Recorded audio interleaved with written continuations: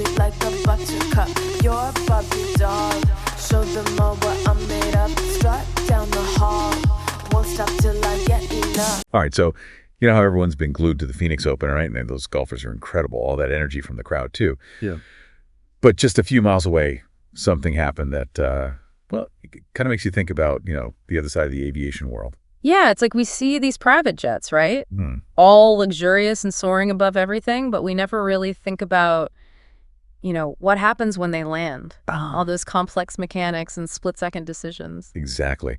And that's what we're diving into today, a plane crash in Scottsdale, just as the Phoenix Open was wrapping up. Wow. This wasn't some big commercial airliner or anything. We're talking a Learjet 35A colliding with a parked Gulfstream 200 business jet. Oh, wow. For those who aren't, total plane nerds, True. the Learjet 35A is like a smaller twin-engine jet. A lot of companies and, rich folks use them for shorter flights. Then you've got the Gulfstream 200. That's a much bigger, heavier jet, known for going long distances and having a super spacious cabin. Sadly, though, this crash, there was 1 fatality and 3 injuries. And this all went down at Scottsdale Municipal Airport, right? Which is interesting because it's not like your typical major airport jammed with commercial flights. Right. It's mostly private and corporate jets. So you Yeah. can imagine it's a pretty exclusive scene. Totally. High-profile people coming and going all the time. Now, to make things even more interesting, the Learjet that crashed, it was owned by Vince Neil from Mötley Crüe. No way! Yeah. But before we all get lost in the rock and roll drama here, it's important to point out that Neil wasn't actually on the plane. Oh, okay. But still, the whole thing definitely raises some questions about, what caused this collision in the first place. Absolutely. So according to the airport spokesperson, it seems like there was a mechanical failure. Specifically, they said the Learjet's left main gear malfunctioned when it was landing, causing it to swerve off the runway and smash right into that parked Gulfstream. This whole mechanical failure thing really got me thinking. Like, how often does landing gear actually malfunction? Is that a common thing? Well, landing gear issues are not super common, thankfully.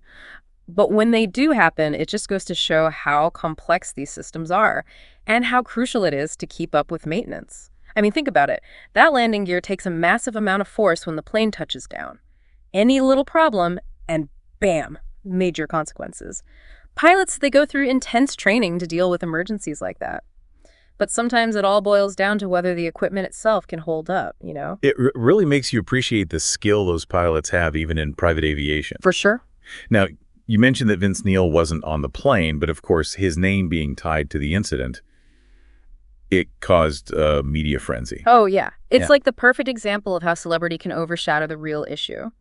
At first, there were all these conflicting reports going around about who was on board and how badly people were hurt. And while it turned out that Neil's girlfriend and her friend were involved, it just highlights how important it is to stick to verified information, especially in those crazy moments right after something like this happens. Absolutely. Yeah. Especially with today's world of instant news and everyone on social media speculating like crazy. Exactly. So going back to the investigation itself, the National Transportation Safety Board, or NTSB, they're leading the charge to figure out exactly what went down. Right, and the NTSB's role is super important here. They're going to be combing through that wreckage, Yeah. analyzing the flight data recorders, interviewing witnesses, digging into every detail, and they'll be poring over the Learjet's maintenance records too.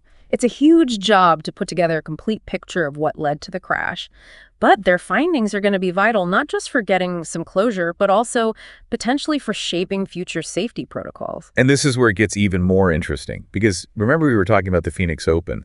You mentioned how Scottsdale Airport gets flooded with private jets during that event. Right. So could all that extra activity Of half. have played some role, even indirectly? Yeah, it's definitely something worth thinking about. Imagine the pressure on air traffic control. All those extra takeoffs and landings, the possibility of delays and having to reroute planes, it all adds up to a much more complex and demanding environment for the pilots and the ground crews. Yeah, it makes sense. It's like trying to merge onto a packed highway during rush hour, right? Exactly. The more cars on the road, the higher the chances are that something's going to go wrong. And the NTSB, they'll be looking into whether all that air traffic volume had any part in what happened. The results of their investigation could have implications way beyond Scottsdale for any airport that sees those kinds of spikes during big events. So for everyone listening, what can we take away from all of this? Well, it shows that even in the world of private jets where safety is supposed to be the top priority, accidents can still happen.